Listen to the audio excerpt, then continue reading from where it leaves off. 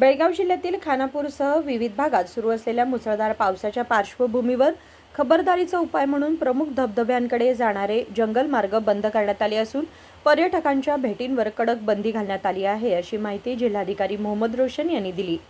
सोमवारी बेळगाव येथील जिल्हाधिकारी कार्यालयात पत्रकारांशी बोलताना त्यांनी ही माहिती दिली.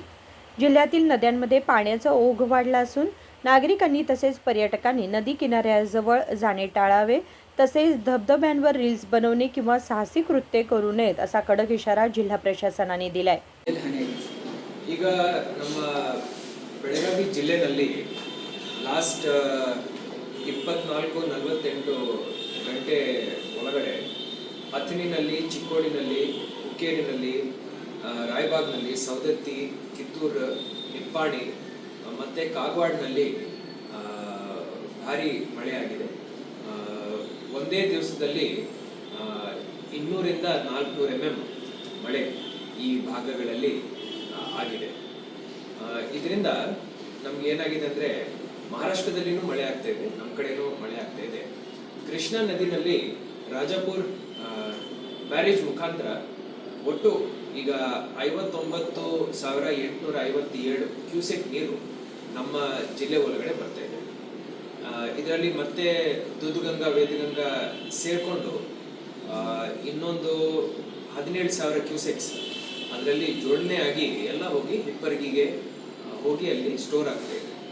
ಈಗ ಸದ್ಯಕ್ಕೆ ಹಿಪ್ಪರಗಿನಲ್ಲಿ ನಾವು ನೀರಿನ ಮಟ್ಟ ನಾವು ನೋಡಿದ್ದೀವಿ ಅಂದರೆ 1.54 TMC ನೀರು ಅಲ್ಲಿ ನಾವು ಸಂಗ್ರಹಣೆ ಮಾಡ್ಕೊಂಡಿದ್ದೀವಿ. ಇದೆಲ್ಲ ಇತ್ತೀಚೆಗೆ ಲಾಸ್ಟ್ ಒಂದು 4-5 ಡೇಸ್ ಒಳಗಡೆ ಆಗಿರುವಂಥ ಡೆವಲಪ್ಮೆಂಟ್. ಘಟಪ್ರಭಾನಲ್ಲಿ ಈಗ ಹಿಡಕಲ್ ಜಲಾಶಯದಲ್ಲಿ 14,143 ಕ್ಯೂಸೆಕ್ ನೀರು ಈಗ ಇನ್ಫ್ಲೋ ಆಗ್ತಾ ಇದೆ. ಲೋಳ್ಸೂರ್ ಬ್ರಿಡ್ಜ್ ಅಲ್ಲಿನೂ ನಮ್ದೊಂದು ಗೇಜ್ ಇದೆ. ಆ ಗೇಜಲ್ಲಿ 8,580 ಕ್ಯೂಸೆಕ್ ನೀರು ಫ್ಲೋ ಆಗ್ತಾ ಇದೆ.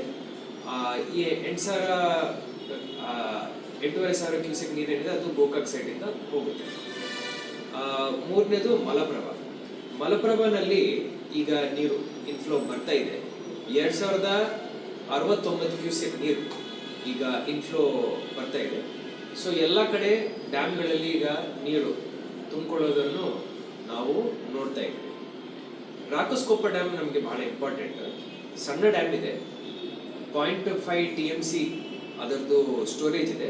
ಆದರೆ ಬೆಳಗಾವಿ ನಗರಕ್ಕೆ ಕುಡಿಲಿಕ್ಕೆ ಏನು ನೀರು ಬರುತ್ತೆ ಅದರಲ್ಲಿ ಅರ್ಧಷ್ಟು ನೀರು ಈ ಒಂದು ಡ್ಯಾಮಿಂದ ಬರುತ್ತೆ. ರಿಮೈನಿಂಗ್ ಹಾಫ್ ನಾವು ಹಿಡಕಲಿಂದ ತಗೊಳ್ತೀವಿ. ಸೊ ಪ್ರತಿ ದಿವಸ ಒಂದು 30-35 MLD ಇಲ್ಲಿಂದ, 35 MLD ಅಲ್ಲಿಂದ ತಗೊಳ್ತೀವಿ. ಈಗ 0.5 TMC ಪೈಕಿ ಅಲ್ಲಿ ಈಗ 0.04 TMC ನೀರು ಅಲ್ಲಿ ಸಂಗ್ರಹಣೆ ಆಗ್ತಾ ಇದೆ.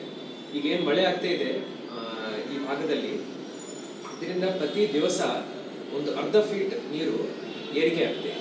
ಸೊ ಪ್ರತಿ 2 ದಿವಸಕ್ಕೆ 1 ಫೀಟ್ ಏರಿಕೆ ಏನಾಗುತ್ತೆ, ಅದರಿಂದ 5ರಿಂದ 8 ದಿವಸದ ಕುಡಿಲಿಕ್ಕೆ ನೀರಿನ ಲಭ್ಯತೆ ನಮಗೆ ಅಲ್ಲಿ ಸಿಗುತ್ತೆ.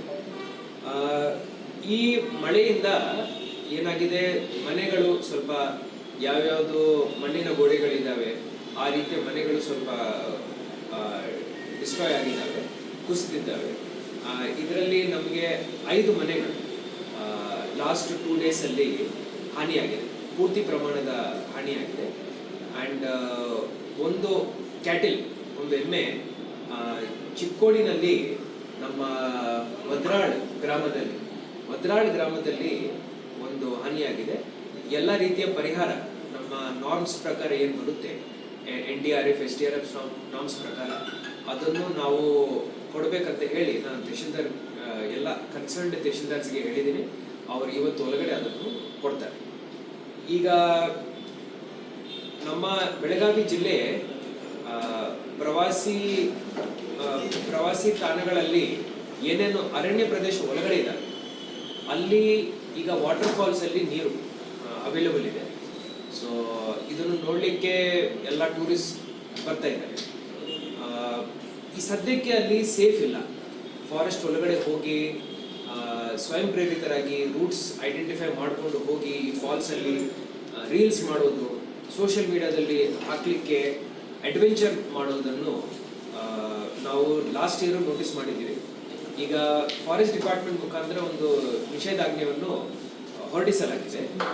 ನಮ್ಮ ಬೆಳಗಾವಿ ಜಿಲ್ಲೆಯಿಂದ ಫಾರೆಸ್ಟ್ ಮುಖಾಂತರ ಇರುವಂಥ ರೂಟ್ಗಳನ್ನು ನಾವು ಸದ್ಯಕ್ಕೆ ಕ್ಲೋಸ್ ಮಾಡಿದ್ದೀವಿ. ಭಾರಿ ಮಳೆ ಆಗ್ತಾ ಇದೆ ಖಾನಾಪುರ ಸೈಡಲ್ಲಿ.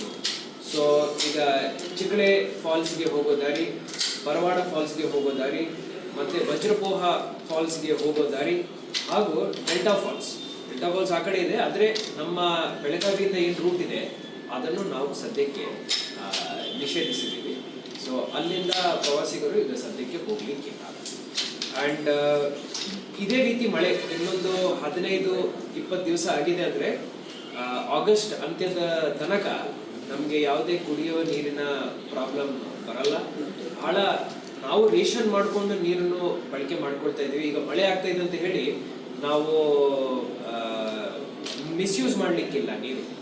ಯಾಕೆ ಅಂದರೆ ಮಾನ್ಸೂನಲ್ಲಿ ಮುಂಗಾರಿನಲ್ಲಿ ಬರಬೇಕಾಗಿರುವಂಥ ಮಳೆ ಪ್ರಮಾಣ ನಾವು ನೋಡಿದ್ದೀವಿ ಅಂದರೆ ಸರಿಸುಮಾರು ಒಂದು 30% ಇದರಲ್ಲಿ ಕಡಿಮೆ ಪ್ರಮಾಣ ನಮಗೆ ಈ ವರ್ಷ ಮಳೆ ಆಗ್ತಾ ಇದೆ. ಸೊ ಅದರಿಂದ ಬಹಳ ನೋಡಿಕೊಂಡು ಯೋಚನೆ ಮಾಡಿ ನಾವು ನೀರನ್ನು ನಾವು ಸಿಟಿಸನ್ಸ್ಗೆ ಕೊಡ್ತಾ ಇದ್ದೀವಿ. ಅವರು ಬಳಕೆ ಮಾಡಿಕೊಳ್ಳುವಾಗ ಸ್ವಲ್ಪ ಯೋಚನೆ ಮಾಡಿ ಬಳಕೆ ಮಾಡ್ತೀವಿ. नागरिकांनी नियमांचे पालन केल्यासच पर्यटन स्थळे सुरू ठेवता येतील, अन्यथा पुन्हा कडक निर्बंध लावावे लागतील असा इशारा जिल्हाधिकाऱ्यांनी दिला. विनोद कोलकार, KMM मराठी, बेळगाव.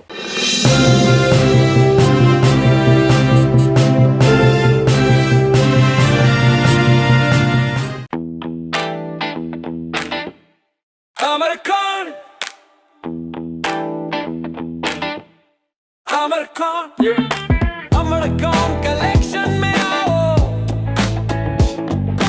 नई वैरायटी यहाँ पाओ, सबके लिए कपड़े हैं खास, Amarcon में खुशियाँ हैं पास, Amarcon. Amarcon collection, खड़े बाजार, बेलगाम.